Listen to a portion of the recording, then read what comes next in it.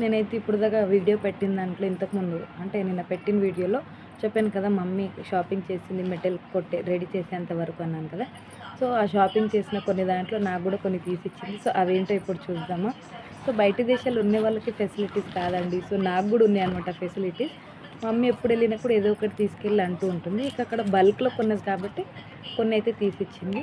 ఇది నేను ఒకటి తీసుకెళ్ళి ఇంకొకటి ఉండను, ఎప్పటికైనా పనికొస్తానైతే ఇవి రెండు ఇచ్చింది. ఇంకా బాసన్లు కడిగే పీచులు మీరు కూడా కొనుక్కోవచ్చు కదా అంటే, సో మమ్మీ బల్క్గా తీసుకుంటుంది.